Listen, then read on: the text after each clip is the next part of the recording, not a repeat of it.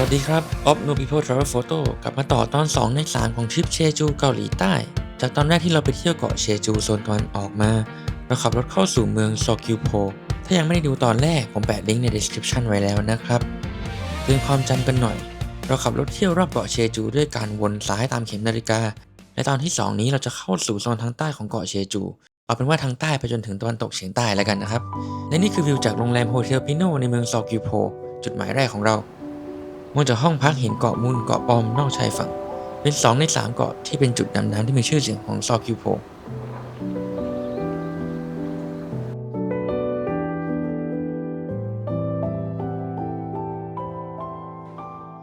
ขึ้นก่อนหาอะไรกินง่ายๆเท่านั้นเองครับส่วนเช้าวันนี้เราออกแต่เช้าเพื่อจะไปที่ Hueri Nature Life Park แต่ว่ากินข้าวเช้ากันก่อนที่ร้าน Horus One Meal เหมือนร้านอาหารของป้าในหมู่บ้านบรรยากาศสงบอาหารจะต่างกับที่กินมาตลอดหลายวันมากอาหารหน้าตาและรสชาติอ่อนโยนดูสุขภาพดีเหมาะมากหลังจากกินแต่ย่างๆทอดๆมาหลายวันแล้วร้านนี้อยู่ระหว่างทางไปที่เที่ยวด้วยครับ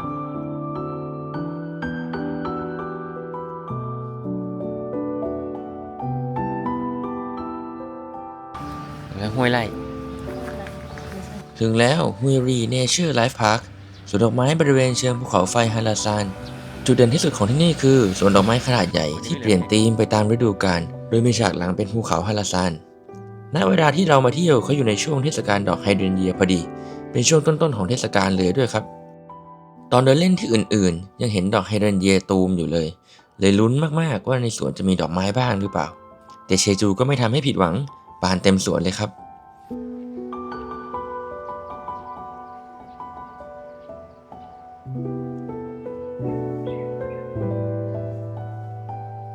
ค่าเข้าคนละ 13,000 วอน200 กว่าบาทถือว่าไม่แพงเลยนะ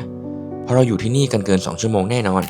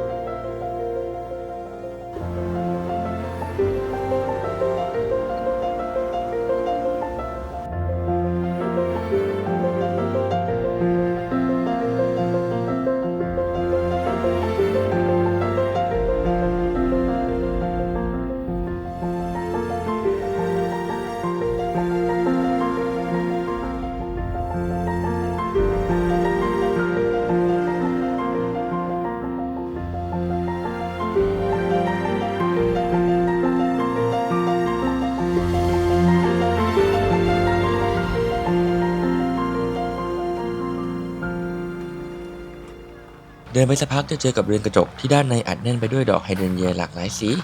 ดอกเวอร์มิน่าสีม่วงดอกเล็กจิ๋วน่ารักตรงนี้ถ่ายรูปสวยเลยล่ะครับ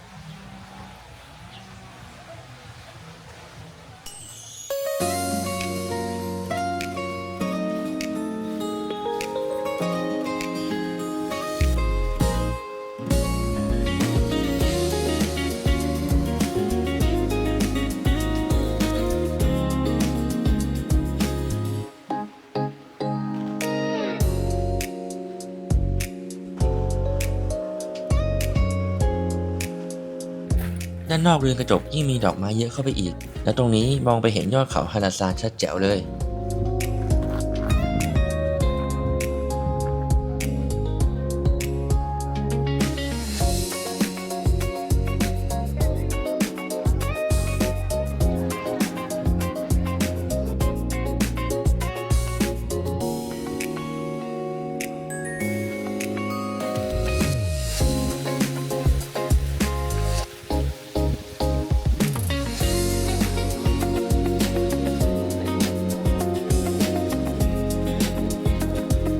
ที่สุดขอบของทุ่งดอกไม้จะมีอุโมงค์ทะลุมิติไปเจอหมูดำนอกจากหมูดำแล้วยังมีหมูพันธุ์เล็กน่ารักและก็มีแพะมีกระต่ายอะไรเต็มเลย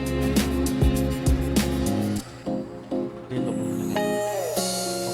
โอ รงที่เลี้ยงหมูดำจะมีตู้ขายแครอทที่เอาไปให้หมูให้แพะกินได้ด้วยครับ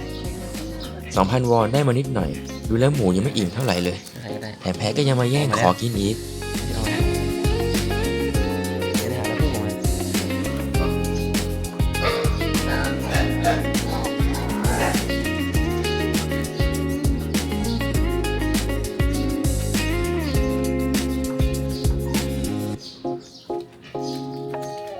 ออกมาแล้วมีเด็กตัวนึงมีเด็กอีกตัวนึงเหยียบ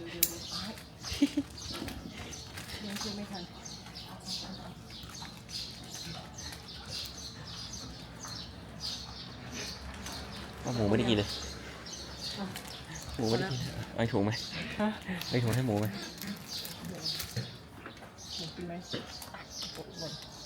อ๋อตายแล้วได้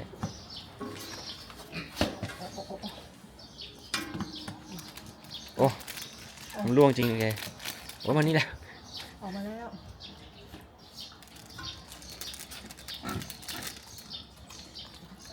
น้อย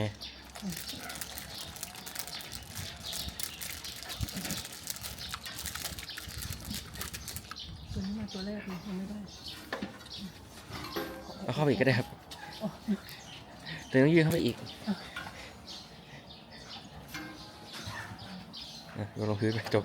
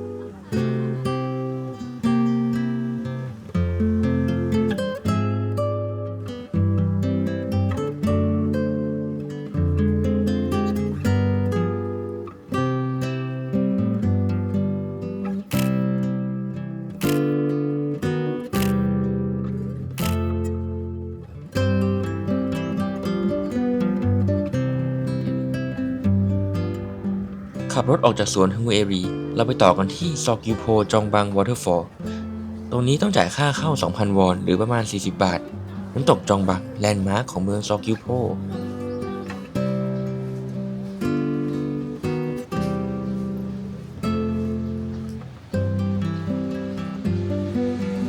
เสร็จแล้ว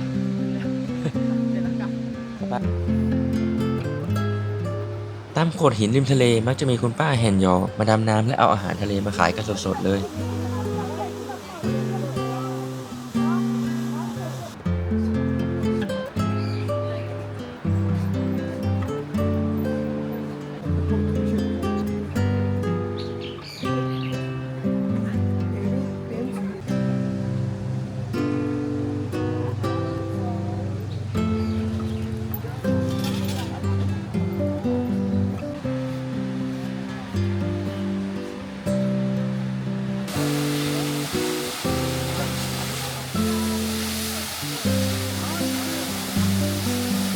นี่เป็นน้ำตกหนึ่งเดียวในเอเชียที่ไหลลงสู่ทะเลไปเลยสายน้ำไหลผ่านหน้าผาหินภูเขาไฟสูง 23 เมตร ก่อนไหลลงทะเลมีคนมาเล่นน้ำตรงนี้เยอะด้วยนะ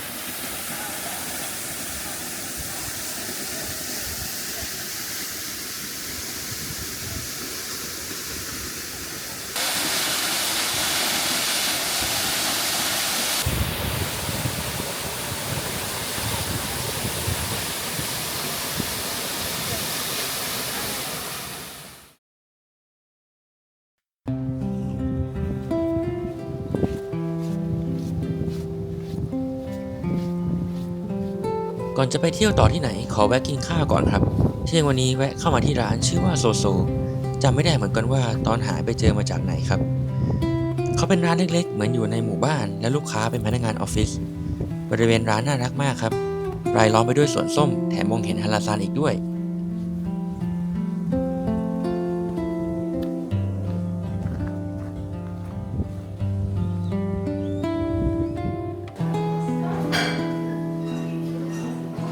ร้านมีแต่พี่ผู้ชายกับผู้หญิงทำทุกอย่างเลยเมนูอาหารก็ไม่ใช่ที่เห็นทั่วไปตามที่เที่ยวเห็นคนอื่นเขากินหมึกยักษ์กับสาหร่ายกันเยอะเลยแต่ของเราสั่งเป็นก๋วยเตี๋ยวหม้อไฟคนละเซตคุณพี่เจ้าของร้านเขาเสิร์ฟรวมเป็นเซตใหญ่ให้เลยครับ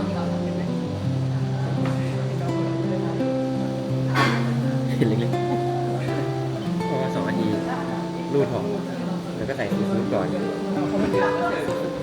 แล้วใส่ครับก๋วยเตี๋ยว เป็นร้านที่โคซี่โฮมมี่มากๆครับรสชาติอาหารก็ดีเลยนะแต่รสไม่จัดมากดูสุขภาพดีครับ มาใส่ไหม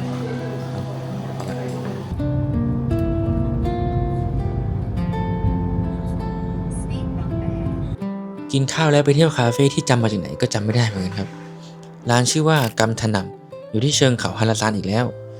ร้านเขาอยู่ในโซนปลูกส้มและร้านนี้มีแต่อะไรส้มๆเข้าใจว่าถ้ามาฤดูส้มจะมีกิจกรรมเก็บส้มด้วยแล้วมั้งครับที่นี่มีอินฟลูสาวๆมาถ่ายภาพกันเยอะเลยทำให้เรารู้สึกแก่เล็กน้อยนะ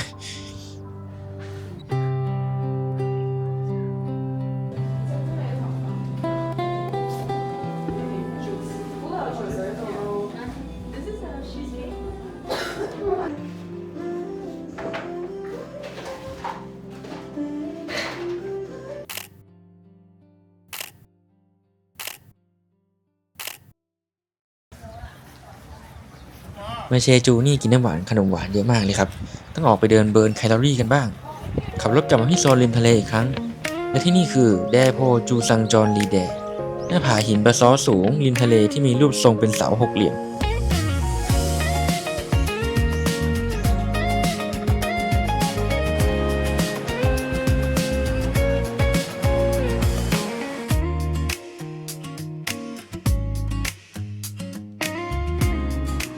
รูปทรงเหลี่ยมๆที่เราเห็นเกิดจากธรรมชาติของหินบาซอลต์เวลาที่ลาวาเย็นตัวและหดตัวอย่างรวดเร็ว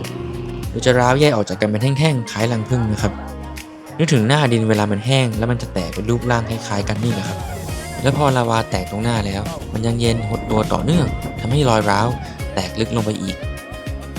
นึกภาพออกกันไหมครับผมพยายามอธิบายแบบคนที่รู้นิดๆหน่อยๆ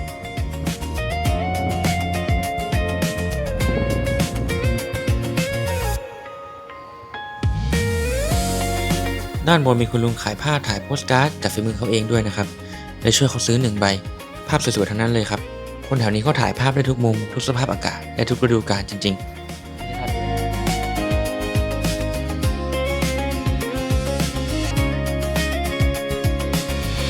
ที่มันผาเสร็จแล้วเราขับรถมาเข้าโรงแรมกันครับ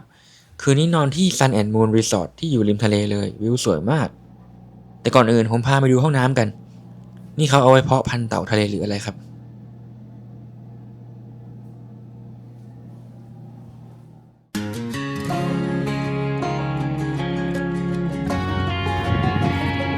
นั่งพักที่โรงแรมจนแดดเริ่มร่ม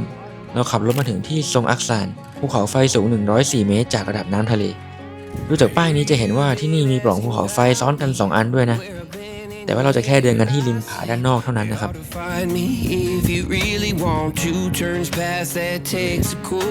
ที่นี่มีทางเดินริมผาให้ดูวิวได้รอบเลยเดินก็ไม่ยากมากเหมาะกับการมาเดินเล่นยามเย็น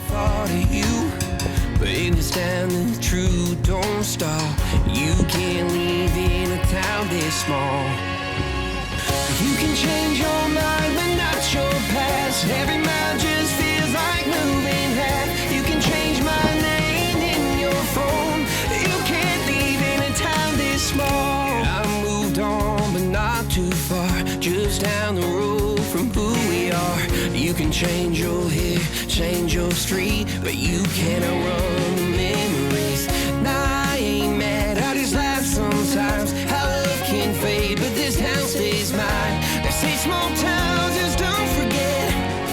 I guess you're right about that. You can change your mind, but not your past. Every mile just feels like moving fast. You can change my name in your phone. You can't leave in a town this small. Every red light still knows your car. Every porch light still breaks my heart. You can back it up, girl, burn it all.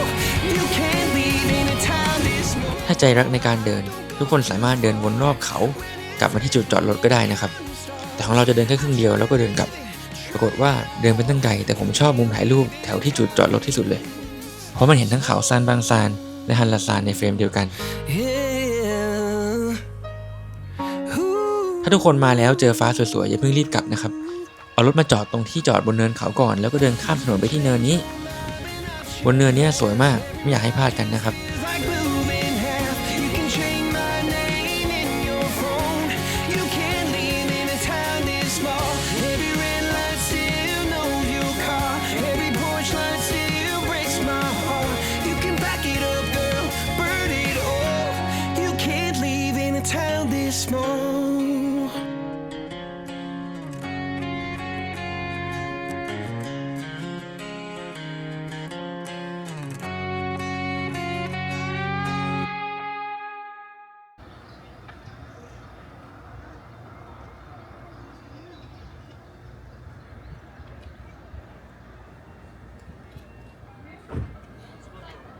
ถ่ายรูปจนอิ่มแล้วแวะกินหมูกระทะริมทะเลกันก่อน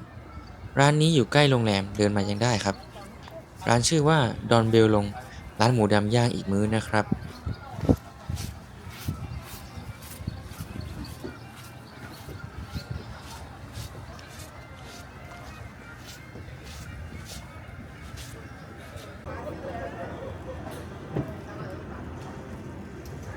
ถ้าอยากนั่งข้างนอกดื่มด่ำบรรยากาศเราจะต้องย่างหมูกันเองครับแต่ถ้าอยากให้พนักงานที่ย่างจนโปรบริการจะต้องนั่งด้านในร้านนะครับเสียงจีๆนี่มันชวนหิวยามค่ำคืนตอนตัดคลิปจังเลยครับ นั่นดิเอามันมาถูทำไม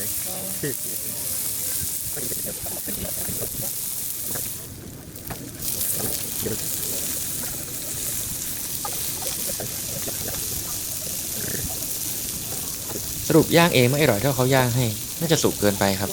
แต่คราฟต์เบียร์ของร้านนี้คือดีเลยล่ะ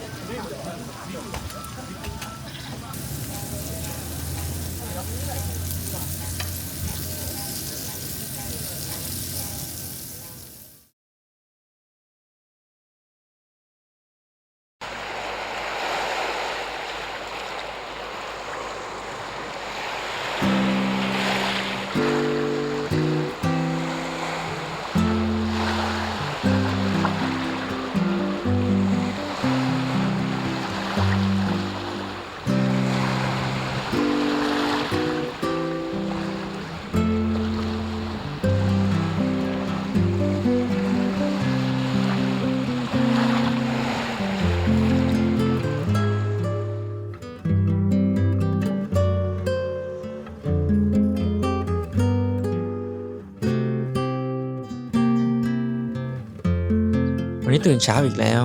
ประมาณ6 โมงผมออกไปเดินดูวิวริมทะเลตอนเช้าแล้วกลับมากินอาหารเช้าที่โรงแรมจัดให้มากินที่ห้องก่อนจะออกเดินทางสู่จุดเช็คอินสุดท้ายของเชจูโซนใต้ไร่ชาโอซุล็อกทีมิวเซียม ลมแรง ถึงที่นี่จะเป็นมิวเซียมประเภทขายสินค้าที่เห็นบ่อยๆในญี่ปุ่นนะครับแบบที่มีนิทรรศการให้ดูนิดหน่อยที่เหลือขายของฝากช่ำๆแต่ผมว่าที่โอซุล็อกเนี่ยเขาทำออกมาได้สวยคุ้มค่าที่จะไปนะครับไม่ว่าจะเป็นร้านและโซนสวยๆให้นั่งดื่มชาหรือกินก๋วยเตี๋ยวหรือว่าจะเป็นห้องบ่มชาใต้ดินที่มีให้ชิมชากลิ่นหอมมากๆแล้วก็ยังมีทุ่งชากว้างใหญ่ให้เดินถ่ายรูปอีกด้วย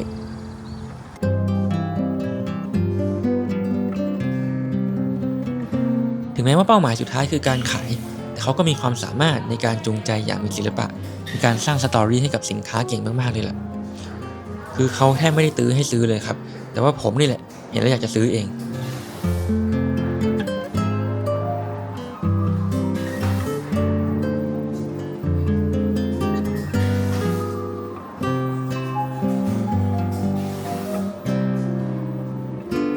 ชิมแล้ว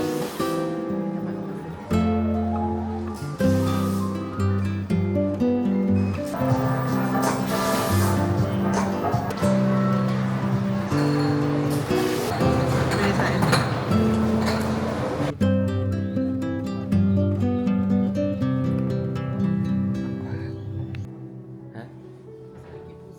ห้องเดอะสโตนเซล่าถ้าเข้ามาแล้วไม่รู้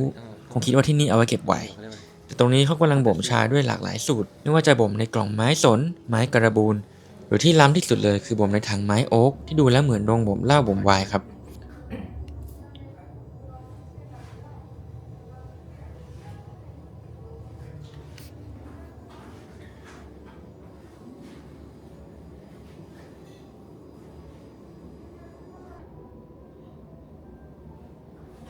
ไปชิมชา และสุดท้ายมาถึงช่วงที่เราจะได้ชิมชาสูตรต่างๆ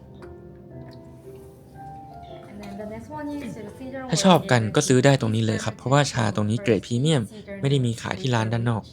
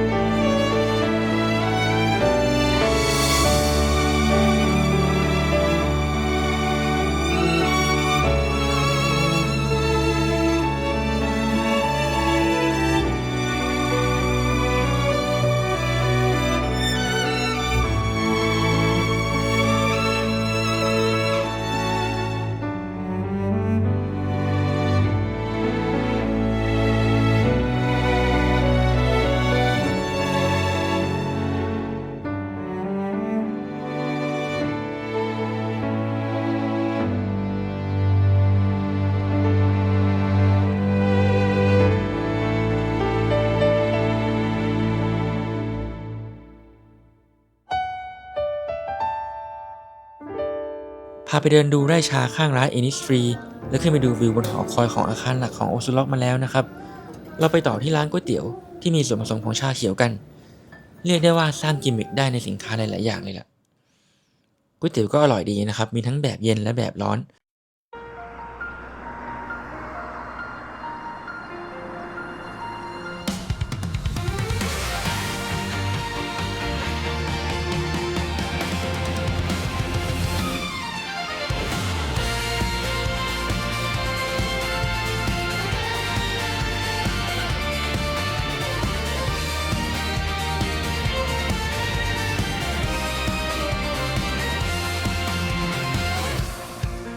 ก่อนตอนนี้จะจบลง เราไปเดินถ่ายรูปกันที่ไร่ชาฝั่งตรงข้ามถนนก่อน หลังจากนี้เราจะก้าวเข้าสู่โซนตะวันตกเฉียงเหนือของเกาะเชจูกันแล้ว หวังว่าทุกๆคนจะรอดูตอนต่อไปกันนะครับ ยังไงก็ปลอดภัยไว้ก่อน กดไลค์ แชร์ และ Subscribe เอาไว้เลย ตอนใหม่มาจะได้ไม่พลาดนะครับ ตอนหน้ารับประกันว่ามีแต่อะไรเจริญหูเจริญตา สำหรับตอนนี้ผมออฟ No People Travel Photo ลาไปก่อนครับผม